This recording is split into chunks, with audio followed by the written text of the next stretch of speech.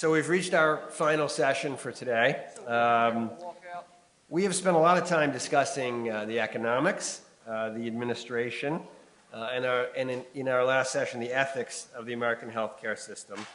But in some ways, I think those of you who have remained with us are getting to see that we've sort of saved the best and most important discussion for last.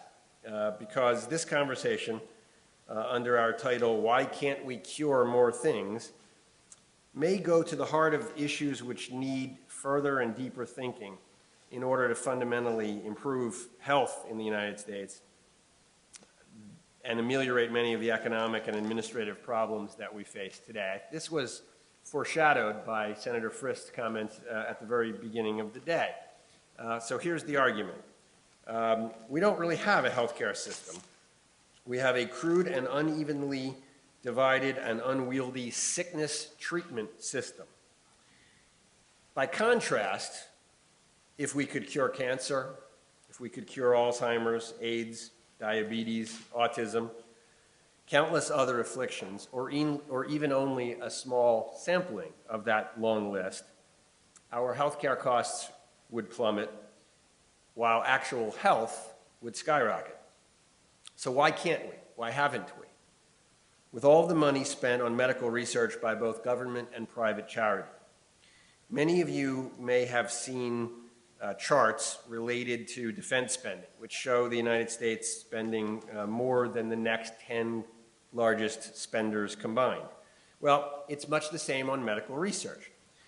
We spend more than a significant number of other advanced countries combined. And in addition to the public spending, primarily through the NIH, there's tremendous private charitable giving towards medical research. Is there ever a weekend without a walk, a bike ride, a telethon? But as we will probe in this session, the question of the efficacy of our current spending, both public and private, is a real live one. Many even go so far as to argue that there is some sort of conspiracy, either an actual one or a de facto one, not to cure diseases, because there's so much money to be made in the current system of treatments and managements rather than cures. So we spent an awful lot of time today, and we're continuing here on very serious subjects. But it's the end of the day. I think we're tired. So I wanted to have a little change of pace before we turn to the panel. I want to show you a little edited clip about this subject, medical research, by the poignant social satirist comedian Chris Rock. Now, if any of you have ever seen Chris Rock's stand-up, you know that he can be outrageous, politically incorrect, and very profane. But we're an adult audience, so we've bleeped out a few of the expletives, but we've also left a few in to make sure everybody's awake and that you get the full effect of what Chris Rock has to say about medical research. So, we're going to roll that.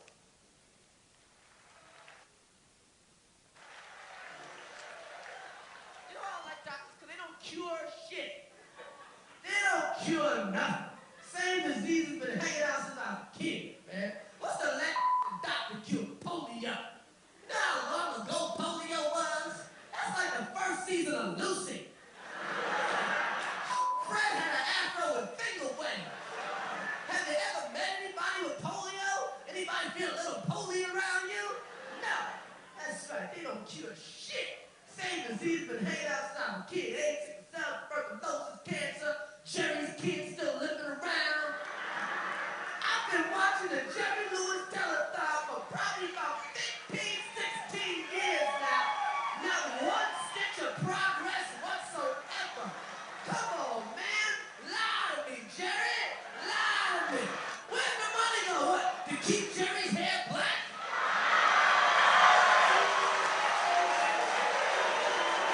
Where's the money go? What? Whoa. Well, think about it. Frank Sinatra dead. Dean Martin dead. Sammy Davis dead. Jerry Lewis got a full head of black hair. And if you ain't gonna cure the disease, cut the kids a check. That's right. You get paralyzed, they don't got shit for you. Look at Chris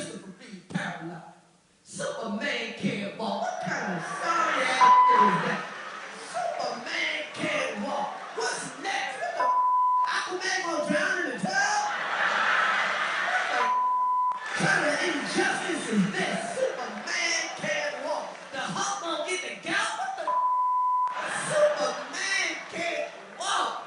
Now you gonna tell a doctor you paralyzed? They don't got for you like doctor paralyzed. What you got? Oh, why don't you take this chair and roll your ass around town? How the you got a goddamn chair? What? I'm supposed to take this prescription to a furniture store? I gotta go to IKEA? What the fuck is this shit? I said I can't walk. I ain't said I can't sit. That's right. If you go blind, they don't got shit for you. Look at Stevie Wonder. Been blind for 40-something years, got all the money in the world, don't know if he got hundreds or ones.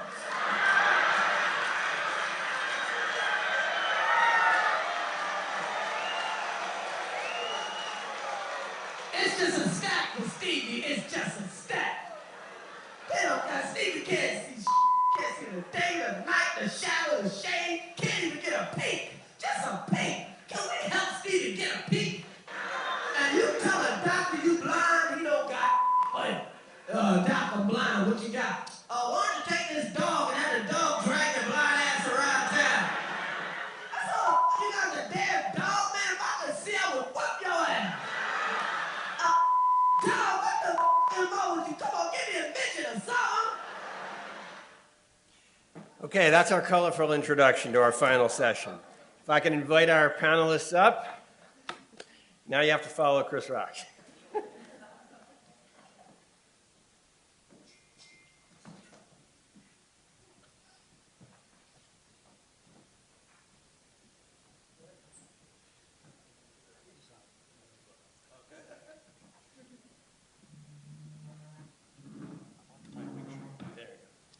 So our panel for this afternoon, as you know, is John McKew, the Acting Director of the Division of Preclinical Innovation at NCATS, the new NIH component charged with translational medicine, and Richard Winneker, the Senior Vice President of Research at the Leukemia and Lymphoma Society. John, let me start with you and just ask you to comment on Mr. Rock's thesis. After so many billions and decades, the diseases that most of us grew up with are still taking many American lives. Why haven't we done better? So as you said, I never wanted to follow Chris Rock in any venue. So I'll take a couple of deep breaths and dive into that. I think the first thing that we should think about is the examples that Chris picked out are absolutely true. There is, nothing new except a dog and a chair for those folks. But I think there are many things we can point to in our lifetimes in the last 30 years where we've had remarkable impacts on public health. And NCATS, the National Center for Advancing Translational Sciences, which is a newly formed center at the NIH, is hoping to be a partner in making many more of those come true in the years ahead. But just to highlight a couple of things, I think first the whole idea of translation, I think we should really define what that is. We view that as being able to look at either clinical observation or laboratory observation and take that and go through a whole series of different events. And actually it should be sciences, translational sciences, because it takes many, many different disciplines to take that and develop it into something that's going to have a tangible impact on human health. So it's really a multidisciplinary approach. It's a lot of different scientific disciplines. But if I look back over the last 20 years, I think one perfect example of the things that we have done well is in the space of HIV/AIDS. In mid-'80s, you were diagnosed with HIV/AIDS, you received a death sentence, right? And I think through really a coalition of patient advocates, anxious and determined patient advocates and patients, scientists, the National Institutes of Health, companies, we were able to collectively, and the FDA, to be quite frank, we came up with a collective that very effectively developed not just first generation, but second generation, third generation, pioneered the use of combination therapy, and turned this into a disease that can be managed on a chronic basis. And I think when we look at things like that, you look at the promise of what can happen going forward. So I think, and that whole process also took on interesting things for the developing world as well, sharing IP assets, so that companies that are much less wealthy than ours could benefit from all this, this medicine that we're developing here. So, I like to, I guess, start with that positive example because I think there's a lot to be learned there. But with that said, we talked a little bit today about orphan diseases, rare diseases, and there are a total of about 7,000 diseases that affect humankind. There are probably about 500 that are actively being researched for a variety of reasons, and the rest are fairly neglected. Sometimes they're neglected because there are only a handful of patients who have that disease. Other times there are a huge number of people in the world that have that disease. Those people just can't afford to pay for medicine, and so there's no real return for people to invest in them. And this really is the space that the programs that I run work in, this 6,500 diseases that are left that need help.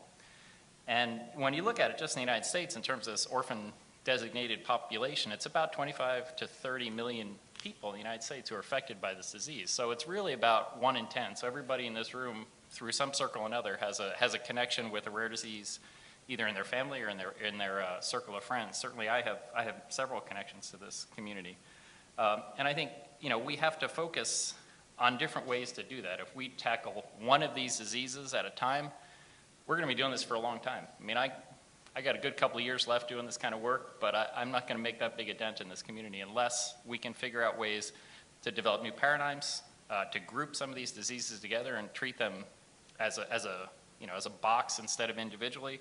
I think then we're going to start to have a huge impact. Today there are only 250 approved therapies for orphan populations. This is actually an enormous change from what it was in 1984 when the Orphan Drug Act was first passed. This is a fantastic incentive that allows companies and people to really get essentially financial incentives to developing rare diseases. But it still leaves us with about 6,000 more that we have to work on. And so I think, I'd like to hold up this HIV/AIDS as a positive example, but really acknowledge that we're going to need lots of new thinking, new paradigms, new collaborative nature of projects to really solve the problem that exists across the broad population. Thanks. Please. Well, first of all, let me thank you and the World Affairs Council for the invitation to speak here today, and also for you asking John to follow Chris Rock rather than me. So I also like to thank everybody here for staying and staying in till the end, so it's greatly appreciated. I've been here since the beginning. It's been a fabulous afternoon. I've learned a lot. And I'm sure that part of the reason why you wanted a representative from the Leukemia Lymphoma Society to be here today was, if you look up our mission, the word cure is essentially the main component of our mission. We're here to see cures for all of the blood cancers and to ensure that all patients have access to affordable care. I mean, that's really what we're built around. And I'm sure I'll have a lot to say as a result of my connection with the Leukemia Lymphoma Society. But I also spent the majority of my professional career in pharmaceutical research and development, so I bring that background to a discussion like this as well. And as well, I'm the father of a cancer survivor. My son was diagnosed with acute lymphoblastic leukemia when he was 3 years old, and right now he's 27 years old, completely cured. And that cure really happened as a result of the concentrated and dedicated efforts of researchers and clinicians that focused in a very collective way to beat that particular disease, and in many ways could be a model case for how you can approach real cures. In terms of the Leukemia Lymphoma Society, there are many examples of tremendous progress that's occurred over the last 30 years. Again, Hodgkin's lymphoma patients who generally were going to die within 6 months many years ago, now the great majority of them are survivors and actually cured. You look at an example like chronic myelogenous leukemia, which until about a dozen years ago was pretty much a death sentence, and now through the discovery and work of drugs like Gleevec and others, it's basically a chronic manageable disease.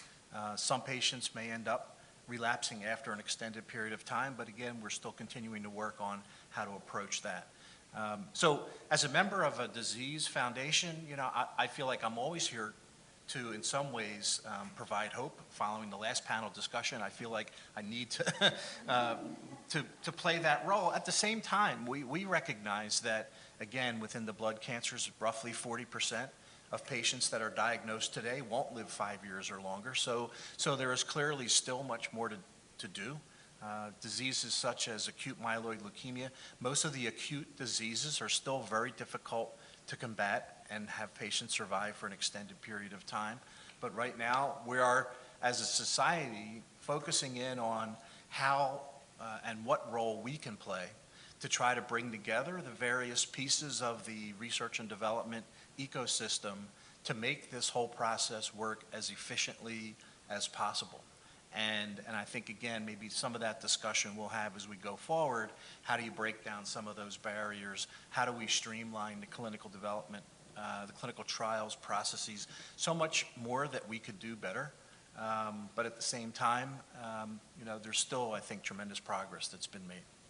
Thank you. So I want to spend the balance of our time really kind of teasing out the examples that both of you have given of progress, to ask, what has worked? What's the model? What can we learn that can be applied in other situations? And then, the converse of that is what are the barriers that remain? I want to quote from a Newsweek magazine article from a few years ago on this subject of translational medicine, saying, quote, "The barriers to translational research have become so daunting that scientists have a phrase for the chasm between a basic scientific discovery and a new treatment. It's called the Valley of Death." So you've both pointed out examples in which a bridge was built across the Valley of Death with respect to particular diseases. But again, I'm sort of the skunk at the garden party here. But again, where we sit today is every day, every single day, as many Americans die from cancer as died in combat in 13 years of war in Afghanistan. Every day. 1 in 88 children is diagnosed with autism. Nearly every family has a parent or grandparent facing Alzheimer's or knows one who does. It was recently, there was a new study recently said that as many American lives will be taken this year from Alzheimer's as the number of Americans who died in the Civil War. So clearly, as much progress as we've made, the road ahead remains long. So the question that I pose to you is, what are the things that you think have worked best in the AIDS case, in the case of some of the blood cancers, that could be applied in other areas as well? You want me to go first this time? Well, so, I mean, it always, there are a whole variety of steps that it takes to get to a cure, right? So understanding that for any given disease, you need to best understand where the greatest need is, where you are in the fundamental understanding of that disease. And you could go back to childhood ALL and as those physicians and the Children's Oncology Group, a collaborative group that worked together to make all of this happen, it wasn't really so much a fundamental understanding of the disease. It was really a systematic approach to clinical trials to use them as most effectively as possible, that literally every child that came up with ALL was presented with the option of going and being a part of a clinical trial. How often does that happen nowadays with individuals that find themselves in a position where they have a diagnosis where clinical trials are really actively engaged and could potentially help them? In the cancer community, roughly only about 5% of patients are even offered the option to go on a clinical trial. So this is a real weakness of the system. But I think that it's important to recognize, we heard it a lot today, that this has to be very much individualized. This is not a one shop stop. See, it's too late in the day. So there's not going to be one simple answer for a whole collection or even a single disease. It's going to be something where you really need to look at more and more the patient as an individual and determine, where can we intervene for that particular patient to get them the right therapy at the right time. And that, of course, often is sort of at the stage where you have a good therapy. Previous to that, you really need to make sure that you are focusing in on the fundamental understanding of the disease. Where are the vulnerabilities that occur within that disease that you can approach? And one of the reasons why a disease like CML was such a success story was because there became a fundamental understanding of what was the driver of that leukemia, and that one could, through interactions with the academic community and the pharmaceutical industry, the testing of agents that could actually inhibit that particular driver. As we look back on it, I mean, it's one of the true miracles, really, of medical science right now, but yet as we look back on it now, it looks like it was so simple. Right? I mean, this is an easy one. It's low-hanging fruit compared to a disease like acute myeloid leukemia, where the disease is aggressive, where it has many different ways to escape therapy. Even if you're able to put it into remission, the stem cells hide and then they resurface later, and now you're trying to deal with essentially a reemerging disease. So I guess the beginning of this is that these are not simple problems. And so I have a grandson with autism, and believe me, I think every day about what is the state of the art with the science of understanding this extremely complex disorder, and one in which I already have a strong understanding that every child is different. It's very hard to go ahead and apply one set of rules to any individual child. So I think ultimately this is really about getting the various pieces of the R&D ecosystem together, working as efficiently as possible, so that the academic community is contributing their strengths, that the biotech and pharmaceutical community is contributing their strengths, that the government is playing their role to help accelerate cures, and that organizations like ours are helping everyone stay focused on the prize, which is the patient and the outcomes. And ultimately, as somebody who worked in the pharmaceutical industry for many years, you know that it really boils down to how you're rewarded. Right, so it's people will move toward what rewards them in terms of their career, or if it's monetary, or whatever it is that they're looking to get out of their particular profession. That we need to make sure that the ultimate reward comes from innovation and seeing cures happen for patients. So in full disclosure, Rick and I work for the same pharmaceutical company and have collaborated on a number of therapeutics development projects. So there's not going to be a lot of fireworks between Rick and I, but I think that we can certainly echo some themes that are successful. So it's hard to gauge the audience out there and how much experience you have in drug development, but I'm going to just give you a quick snapshot of what I think some of the key risk factors are. I mean, every therapeutic development project has scientific risk. You've chosen the wrong target. You've maybe not made quite the right molecule. There is clinical risk in that you haven't chosen the right set of clinical experiments to prove beyond a shadow of a doubt to the FDA that your molecule is going to do what you think it's going to do at a minimum risk to the patient. And then there's the regulatory risk that the FDA, even with good data, doesn't believe that benefit risk ratio is going to be there. There's also, so projects fail for all those reasons. There's other stresses on the system. One of those is the financial markets that generally fund small companies that do innovative and risk-taking work. I think in the last 5 years, those have been completely out of whack. This year, we're probably getting back to a point where there are some small companies that are doing IPOs and raising some funds, but nowhere near like the model we had 5 years ago. And then, quite frankly, there's also kind of a sociological risk, the fear of people working together. So large pharmaceutical companies kind of owned everything on a project from start to finish. And there's been, kind of a serious dent in that model now because of the success rates.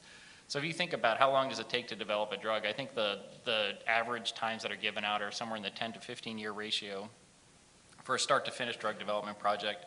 And you think about the cost, lots of numbers have come around, but Tufts always does a study every couple of years. And, more or less you could say from start to finish, this could be $1 billion. So these are long times, they're large numbers. There's lots of places where risk can come into play, lots of places where failure can happen. So that's on an individual project. If you step back and look at a portfolio, a company or an academic center or LLS, your portfolio has only, regardless, almost regardless of how big it is, there's only a small portion of those that are actually going to succeed, right? And so you have to constantly look at that portfolio. You want to have a mix of high-risk projects, low-risk projects. You want to find the ones that are going to potentially give the most benefit to patients. And I think, with that as a framework of everything that can go wrong, there are lots of ways that we can do things better. Because the attrition rate today in all areas. So I've done this drug discovery work in academia and in the pharmaceutical industry, and the attrition rate is high in both settings. Perhaps for slightly different reasons, but we both run into the same kinds of hurdles. So I think I want to give you perhaps two examples of ways that NCATS is focusing on things that we hope are going to really have an impact. So NCATS is a small center at the National Institutes of Health. Our budget is less than 2% of the NIH's total budget. And so we view our role to really be a catalyst. We're not going to solve the problem of translation. What we hope to do is to be able to develop some new paradigms, new tools, new resources that everybody can apply to their projects. And then, you know, in a true catalyst fashion that will help everybody be more successful. So some of the ways that we've done that are in programs like the Therapeutics for Rare and Neglected Diseases program. So this is, in the jargon of the NIH, an intramural research program. So this is a group of scientists at the NIH who reach out and collaborate with people who are having trouble developing therapeutic projects. So as an example, I'll give one project, the Niemann-Pick type C disease project. So there's a project that we've been working on for 5 years to develop a therapeutic for a rare lysosomal storage disorder that affects about 300 kids in the United States. It's a devastating terminal disease that affects kids early in their life. This whole process has been very centered on bringing the patient into the decision-making process and having them help us decide on the path really for how to develop a therapy, which I think is something that was demonstrated in the HIV case, having your patients and your patient advocacy organizations as partners in developing. And we've built a collaborative team that includes 3 academic institutions and 3 different institutes at the NIH, as well as a large pharmaceutical company, Johnson & Johnson, that is acting in a venture philanthropy way to help us fuel this project. And so if you're interested in this particular topic, there's a whole series of articles in the Wall Street Journal that's called the Wall Street Journal Trials series. I think there are 10 different versions of this. There's interactive video on the Wall Street Journal website. But it talks a lot about the patient perspective and how the work that we've done is intersected with the patient's need and desire to use a repurposed medicine for this therapy. So we're in a phase 1 clinical trial right now on a project that we started with 5 years ago. And I think those kind of novel collaborative mechanisms that include a variety of different players equally willing to share, their research and their approaches, and an active involvement of the patient community is really the first step in how we can start to make some inroads on these problems. So, isn't part of the problem, and perhaps part of the reason why there are some people who talk about a kind of de facto conspiracy, right? Isn't part of it that translational medicine and the approaches, the innovative approaches you're describing, are only 2% of the budget of the NIH? Are we not in need of a kind of a more fundamental transformation of the way research is done, so that we're not just looking for basic science, improvements in the understanding of basic science, but are looking for targeted approaches that yield clinical benefit? I mean, how would you sort of respond to that critique? So I would say you can't have targeted therapies until you've done basic research and understand the disease. And so those two things go hand in hand. And I think there are an enormous number of positive unintended consequences that come out of funding basic research without exactly knowing where it's going to go. I can give one example. A gentleman by the name of Dr. Folkman, Judah Folkman at Brigham and Women's, for years studied angiogenesis, right, because he was interested in angiogenesis. It took him upwards of 10 years to convince the rest of the community that you can't feed a tumor unless there's a blood vessel going in to feed it nutrients, right? And so once people accepted that as a premise, now there are upwards of 50 molecules in the clinic that are impacting angiogenesis, as not just for tumors, not just for oncology, but also for other indications that are fed by blood vessels as well, like macular degeneration and some other things. So I think the answer is not to curtail basic research. It's to have some portion of our research dollars, and not just that, I think some portion of our infrastructure dedicated to helping people who don't understand what it takes to take their discovery and translate it into something. A lot of people, it's not that people just assume that they shouldn't do this. It's that a lot of people are interested in doing fantastic science. They're passionate about it. They don't necessarily know how to go from there into a clinically approved therapeutic. And they're not rewarded for it. Yeah, we can talk about incentives as well. People in academia are rewarded by tenure and advancement through high-impact publications and grants, right? I mean, that's their coin of the realm. And there is no reward for them other than if they license their molecule to a pharmaceutical company and they get a royalty stream. But other than that, there's really no incentive. And beyond that, so there's that piece, but there's also that there's no skill set in toxicology and pharmacokinetics, in process chemistry, in formulation, that these people have access to within most of these academic centers. And that's really a niche that we're trying to fill at NCATS through these collaborative drug discovery programs that we build. Yeah, I think in many respects we're playing a similar role through the Leukemia and Lymphoma Society, but with a focus, of course, on the blood cancers. I think that rather than thinking just about the NIH budget and where it's focused, once again, I think you have to consider the research portfolio across all of the members of research and development, right? So where is the NIH funding, or in our case, NCI funding? You know, where are pharmaceutical and biotech companies? Where is their focus? If you look at, for example, LLS's portfolio, and this year we'll have about $80 million directly to support research. And if you look at it, it is the great majority of it is translational and clinical trials. So, and as you might expect, with our focus on getting therapies and cures, that's where the bulk of our dollars is going to be. And it's also where the costs for doing this kind of research go expensive. up dramatically, right? And so without supplemental funding, it's going to be very challenging to do that. But I think, again, and John makes a good point about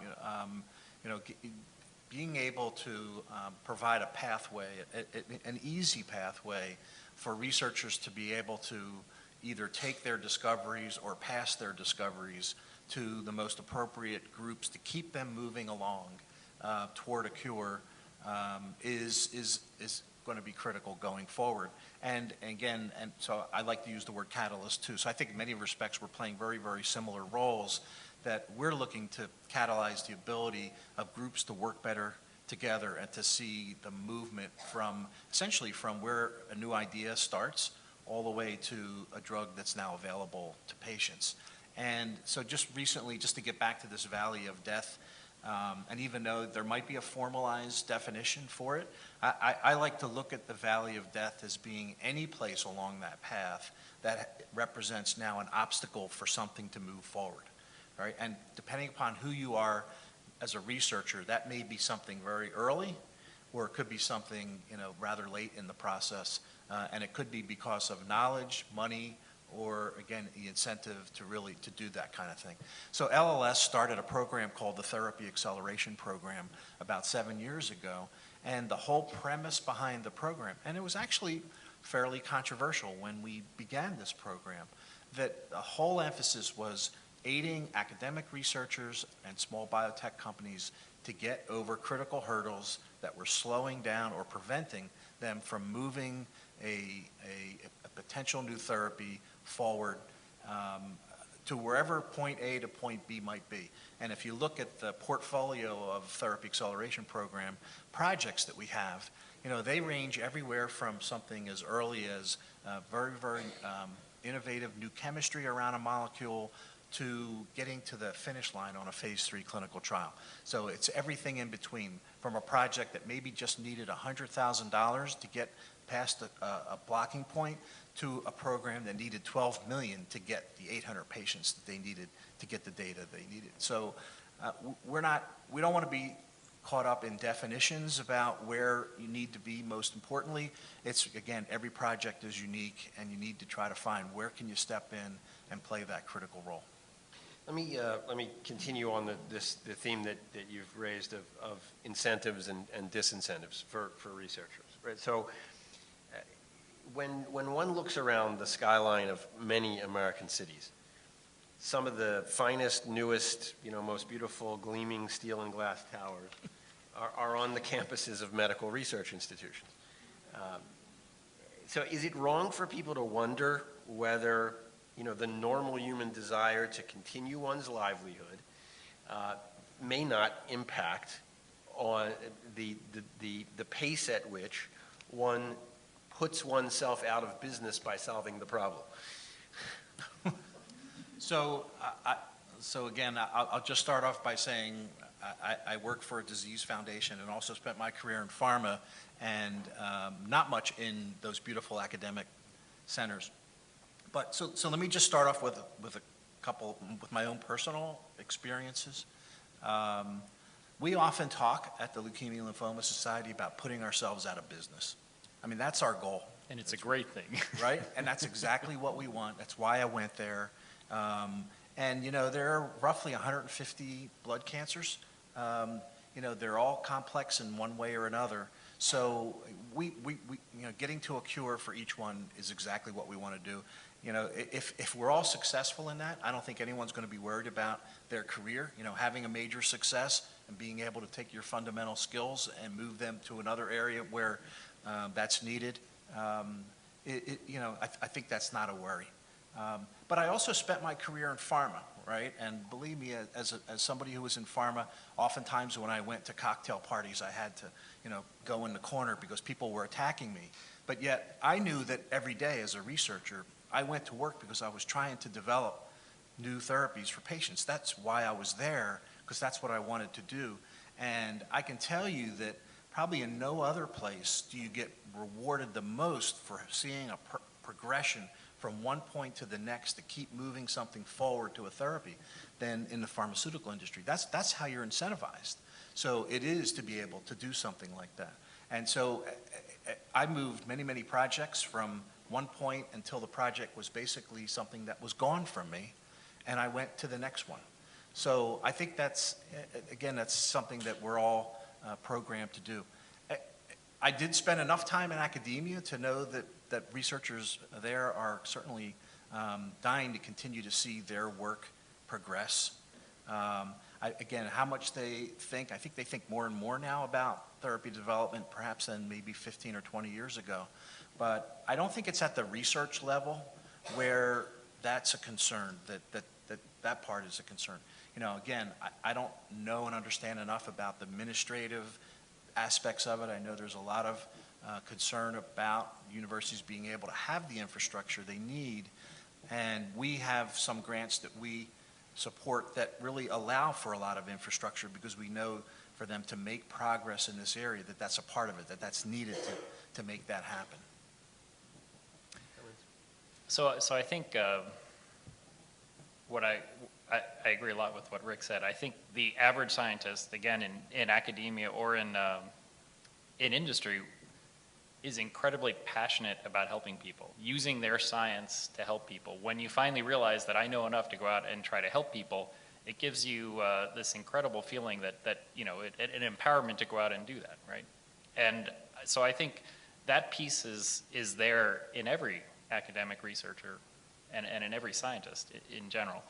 And you know, there are a misalignment of incentives to some extent, but in academic institution's primary mission is not to create cures. Their academic mission is to train the next generation of scientists and to, you know, develop a whole portfolio of research.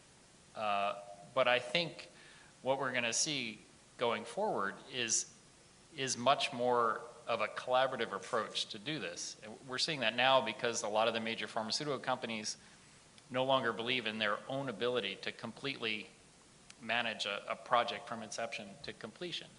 And you see major pharmaceutical companies going out to those glossy towers in their cities and building really strong partnerships, right? So every major pharmaceutical company has done it. Pfizer has built something called the Centers for Therapeutic Initiatives, the CTI program, where they partnered with academic institutions, and they actually co-localize pharmaceutical scientists and academic scientists focused around specific projects where the academician applies to work around a specific target. They choose the ones that are interesting, and they build projects around it.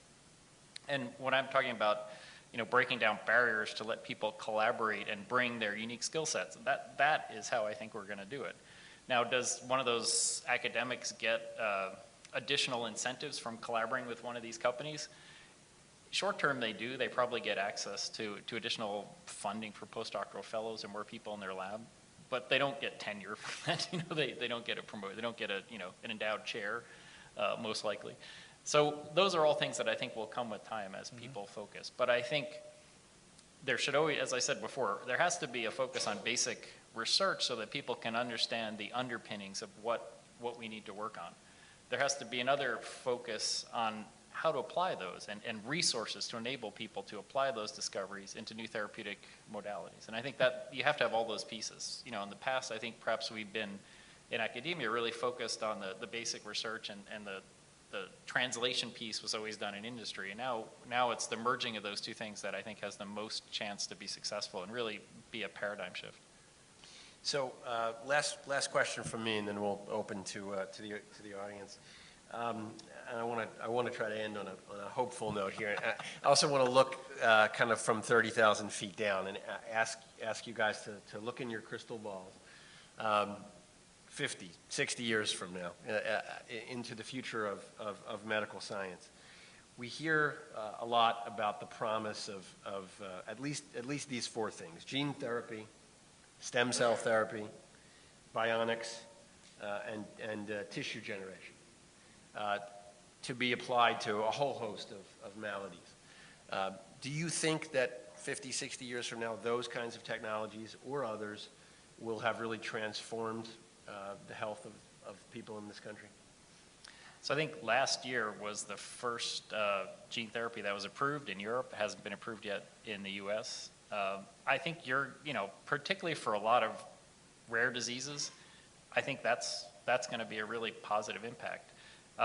So a lot of people wonder, how is this going to work as a business model? Because when you do gene therapy, you cure somebody for life rather than functionally curing them by charging them $300,000 a year to keep them healthy, right? So there's that divide. But I think you're not going to be able to argue that this is going to be something that's going to have an impact going forward. And now, at least in Europe, there's a regulatory path, so the risk of not understanding how you can get a drug on the market after you've invested $800 million to develop it is lifted to some extent. And I think it'll open up a whole new world. And I think you're going to see the same thing with stem cells. You're going to see them used as therapy, but you're also going to see them used as really remarkable patient-specific disease models to test other therapies. You're going to see them become models for tissues on a chip. So at NCATS, we're funding an entire program along with DARPA to develop tissues on a chip and then connect all those tissues and make kind of a human on a chip that you can test toxicology of drugs, you can test efficacy of drugs, you can test metabolism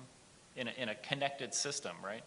And these are the kinds of things that have the potential to transform healthcare and our regulatory system as well. If we can use a human on a chip and not have to do 2 years worth of carcinogenicity studies in 2 different species, we're going to save a lot of time that it takes to get a new therapy on the market.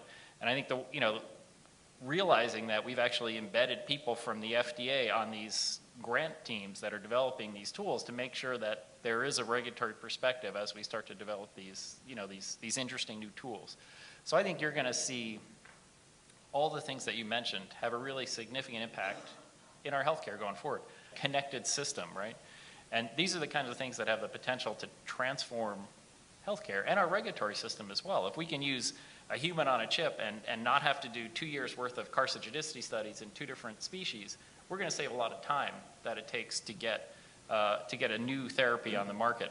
And I think realizing that we've actually embedded people from the FDA on these grant teams that are developing these tools to make sure that there is a regulatory perspective as we start to develop these interesting new tools. So I think you're going to see all the things that you mentioned have a really significant impact in our healthcare going forward. But what I hope is that there'll be 15 new technologies that come out in the next 10 years that could have an even broader impact, because science is a pyramid. The more that we know, the more we build on top of that, the more that's possible. And I think if we continue to fund biomedical research, I would hope at a higher level instead of kind of the stagnant level that we've been doing now, we'll be able to be the nation that is really on top of these discoveries and driving this new technological engine towards therapies. Yes. Excellent. No, because you went out 50, 60 years, I think that's probably even too difficult to envision where we might be then. But I think, again, if we continue to have the funds that are needed, if we get ourselves coordinated and focused on streamlining these processes, and if we reward risk-taking and innovation, we will indeed see the kinds of things that you're looking for. I'm actually working currently now on our next strategic plan, and I'm actually asking a whole diverse series of experts to comment on how they see things 10 years from now. And even there's great difficulties, but yet I would say overwhelming consensus about the progress that's expected to be made in the areas of oncology. So especially given now the information that's coming from both ends, which is really understanding every individual patient and being able now to develop a diverse set of therapies that can be put together in the right way. You get everyone working together, I think the future looks bright. Questions? Anyone? Yes. Hi. Hi, Rick. Hi. We worked together years ago. Good to see you.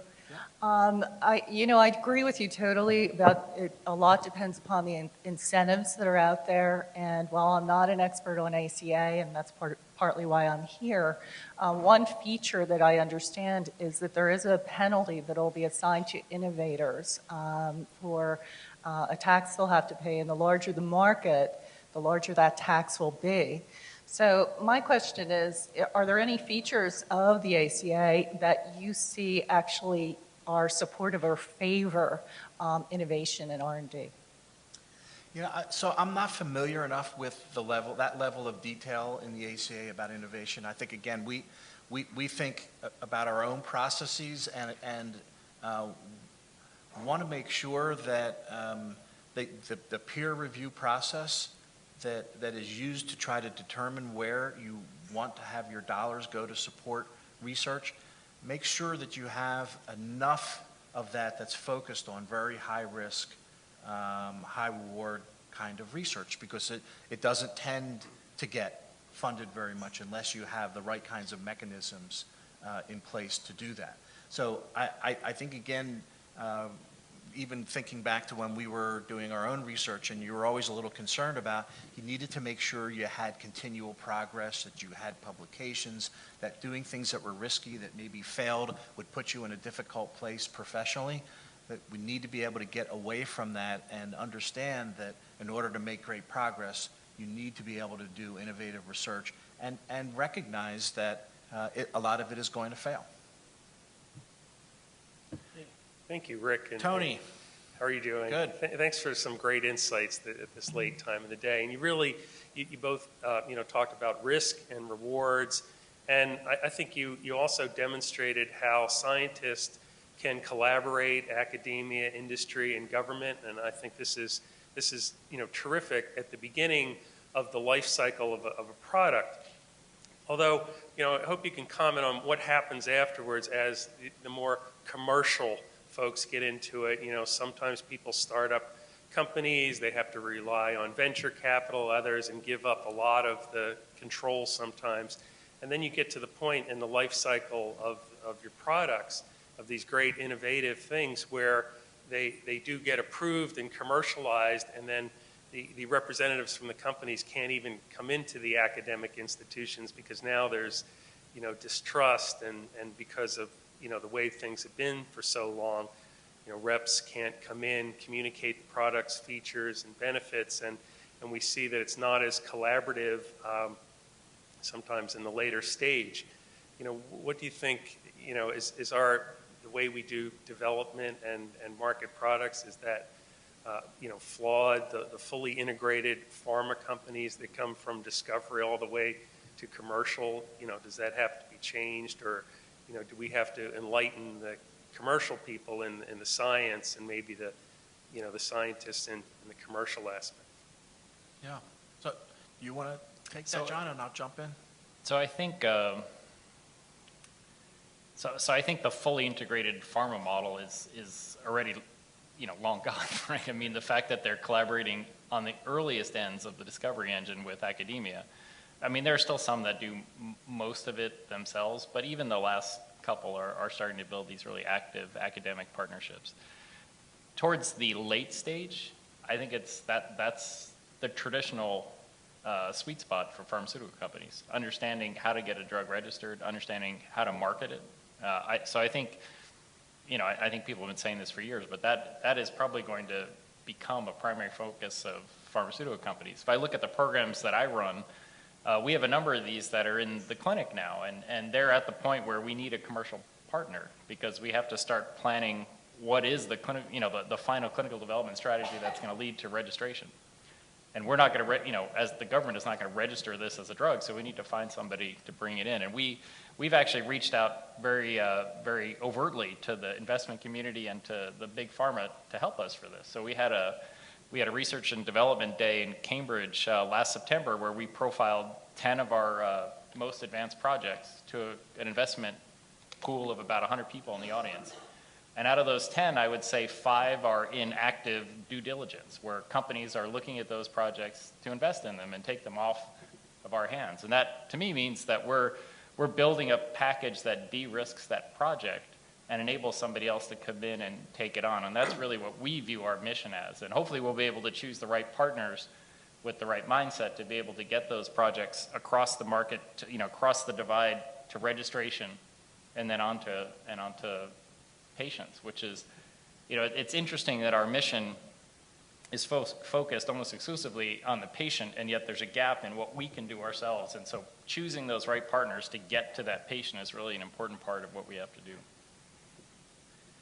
Yeah, so it's interesting that with all that we're doing now currently to try to advance therapies, that I spend probably around half of my time in conversation with pharmaceutical companies that work in the blood cancer space, because I need to better understand where they see the various therapies that we're working on and how quickly that runway out of our hands and into their hands can occur, because again, that's all part of the process. And as John said, I think a lot of what we're trying to do is to make that process as quick and as painless as possible, so the groups that really know how to get the drugs finally registered and the information out to patients. And you'll see more and more organizations working with patient advocacy organizations like ours to try to ensure that the communication about what's coming and the information has been through organizations like ours.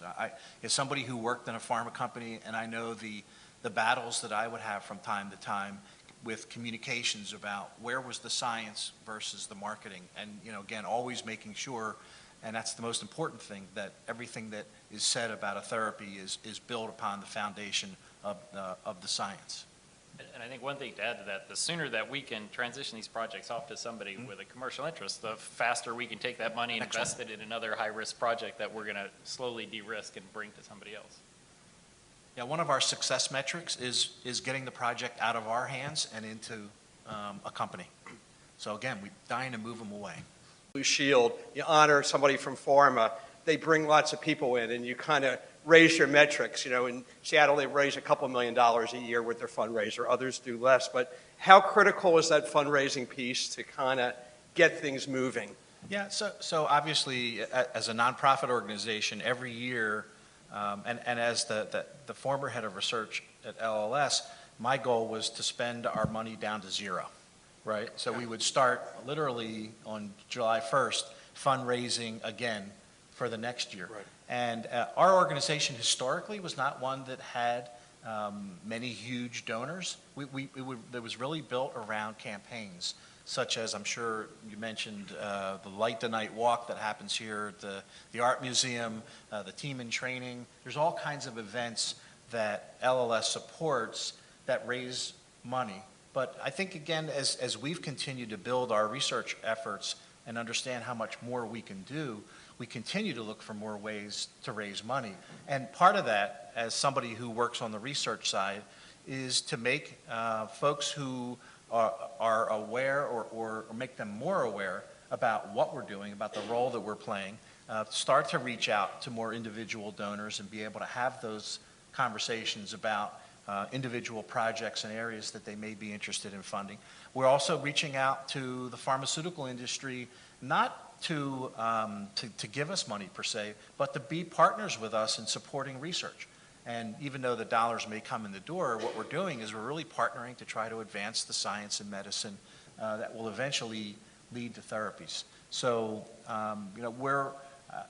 there's other parts of the organization, of course, that spend their time about how we can best raise dollars, but ultimately, research is one of the major components. I didn't mention the fact that we're also heavily involved in patient education and support and advocacy, public policy, all of those pieces that can help influence in many different ways how quickly you can get a therapy to patients. So can I add one thing? Because Sure, I think great. the cystic fibrosis example is a phenomenal one. In the 1950s, if you were diagnosed with cystic fibrosis, you had an average life expectancy of less than 1 year. The Cystic Fibrosis Foundation has been around for that long. They've built a registry of patients. They've built care centers. They've developed standards of care for people to be treated. And 3 years ago, the life expectancy was 42 years. Great. Without a drug developed to treat cystic fibrosis, simply by understanding the disease and pooling thought leaders in the area to figure out what really works best to treat these patients. They also funded about $100 million to develop a novel therapy, disease-modifying therapy with a unique partnership with a pharmaceutical company that eventually became Vertex, and now have ivacaftor on the market that affects 1,200 patients and could have a very dramatic impact for that small chunk of the Cystic Fibrosis Foundation. There are follow-on drugs that'll add to that. But I think that talks about the involvement of a patient advocacy organization and the role that they can play, not just in funding research, but also in stimulating discussions around thought leaders in standards of care and what that can mean to a patient who's diagnosed with cystic fibrosis or another rare disease. Great. Thanks. All right, well, primarily, this question is for John, but I think Richard can also answer from his perspective. So whenever you look at your pool of money, and then you determine what projects you're going to participate in, or what direction you kind of want to go because you have intellectual capital or the scientists to participate in certain projects, first of all, how do you determine what projects you're going to pursue, or what goals or targets or whatever it is that you're going to pursue? And do you involve the pharmaceutical and biotech companies to really determine, can they take this information and create drugs or biotech kind of products for patients of diseases or rare diseases? So what we do is we, much like the rest of the NIH and LLS, we put out a call for proposals. And we ask people to, tell us what your project is. And we evaluate those proposals. And we do it in a somewhat traditional NIH fashion, in that we build an external review panel, people outside of the NIH. We look for kind of non-traditional NIH reviewers. There are thousands of study sections that review basic science. We actually put our own panel together. And really what we charge that committee with is give us the best scientific opportunities. Give us a disease with a scientific problem that this therapeutic has a chance to solve, and we'll take it from there. We don't early on think about the economic perspective of any particular project. And I think that's something that happens from day one in a pharmaceutical company, and I think it's actually very nice that we don't put that piece in. We do ask people to say why they can't access other sources of funding, right? And a lot of times it's because this is a small patient population, it's a high-risk therapeutic strategy. And what we find, so I'll take the Niemann-Pick type C project that I gave as an example. So there was a publication 3 or 4 years ago in a mouse study that showed this compound that's actually an excipient. It's something you mix with other drugs to help solubilize them, get them into solution, could have a dramatic impact on life. The length, in extending life for a set of mice that have this disease. And nobody's really willing to take that project on because, yes, it shows some efficacy in a mouse. They don't know whether it's really going to work in a human. The molecule doesn't have any intellectual property around it, so they don't have any guaranteed ability to develop this drug on their own. We took the project on and we built an entire IND-enabling package, which cost millions of dollars and took us several years, and then put it in the clinic and actually showed that it was going to work. And we also used some of the Orphan Drug Act incentives and built what's called an orphan designation in both the US and Europe, which will guarantee 7 years of market exclusivity if we are the first, or if our package is first to file a new drug application. And so with that package of a de-risked project that has the data to go into the clinic, has an orphan designation that somebody can use when they actually get approval to sell it and give them 7 years of exclusivity, the fact that there's no intellectual property protecting the molecule is much less relevant, and that's why companies are actively talking with us to license this project from us.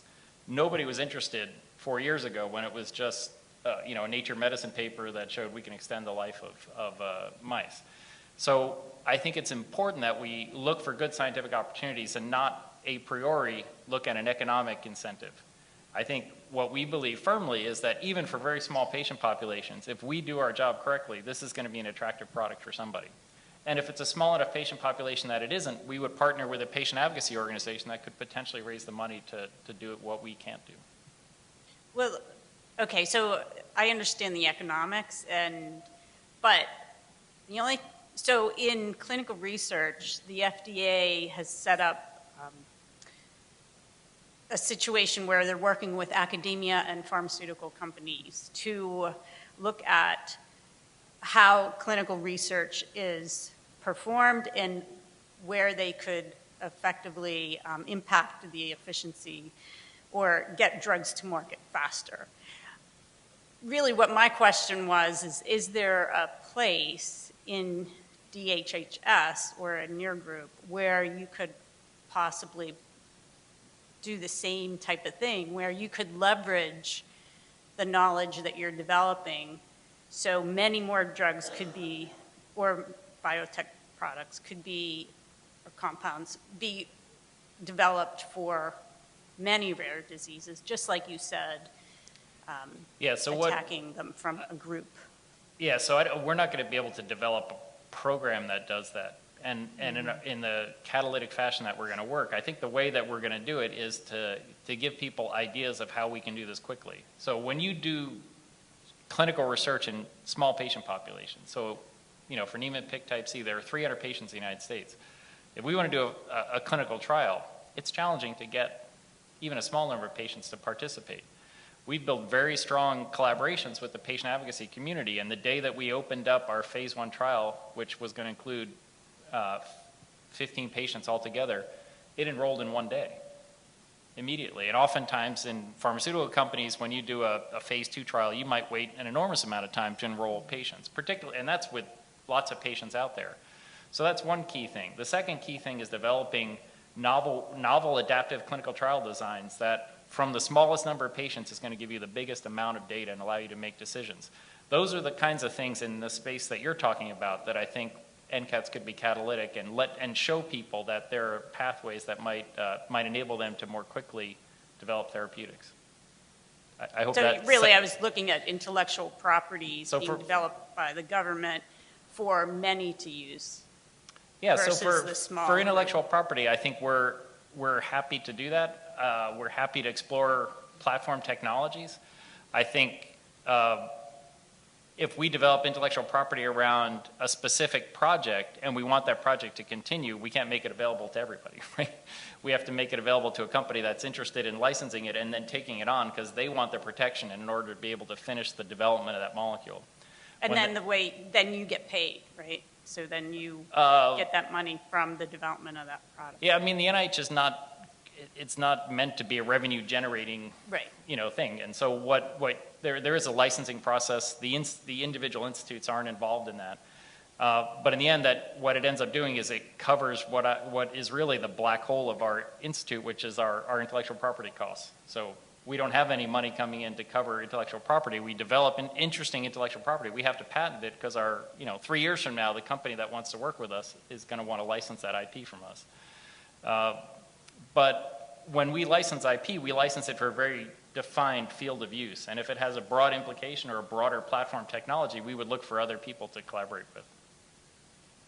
So I hope that answers your question. I don't know, Yes, we it kind of answers went. my question. And Richard, how do you? No, and I think our answer is basically the same. Okay. Similar, we don't necessarily look or want to take intellectual property. I think with respect to how we make our decisions, it's never based upon an economic return.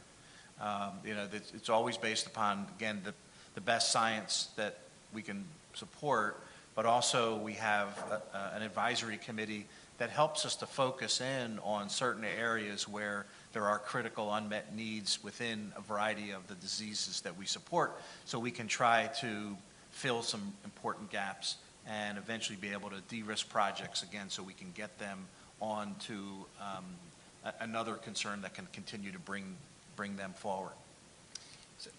Did you want to, so we have, are You have time? We'll have the last question of the day from one of our last panelists to our last panelist. Can I just quickly follow up on the other discussion with John? So I wonder if you could just quickly give a sense of how much of the portfolio of projects is orphan drug projects? Because I guess given what you were saying about finding investors to take stuff off your hands, I would think that, and I understand it's foundational research, but I suspect that some foundational research corresponds to things that affect bigger morbidity, mortality, bigger populations, and therefore, all things being equal, you'd focus on the things, except for those orphan drug incentives, you'd focus on the things that affect big populations and big diseases, because either A, you can unload those, or B, that's just a good way to prioritize your scarce resources. So if we were interested in economic returns, we would do that. But we're really interested in solving challenging scientific problems, and we're often doing that in areas where there isn't a lot of private investment, and that often is in the rare and neglected disease area. So we have a portfolio of about 300 different ongoing projects at various stages, from assay development to high throughput screening to preclinical development. But if we look at our preclinical development portfolio, I have, one of the preclinical development programs is entitled Therapeutics for Rare and Neglected Tropical Diseases. And so that one is exclusively, orphan designatable and neglected tropical diseases. But there's another program that takes all comers. So we have about 34 active projects, 4 in the clinic. The rest are at various stages of preclinical development. And I would say 22 of those are focused exclusively on orphan and neglected tropical diseases. And I think that really makes the most sense, because if there is a huge financial or a huge commercial market, then there's enough capital in the big pharmaceutical industries right now to address that. What we want to do is take away the risk for projects that don't have that immediate return. And I think that's, I work with your dollars. I work with your taxpayer dollars. And I want to make sure we put them in places that are going to have the biggest impact on a small patient population that's being neglected right now. I want to thank our guests. I want to thank all of you for sticking with us. I hope you've enjoyed the day. We're adjourned.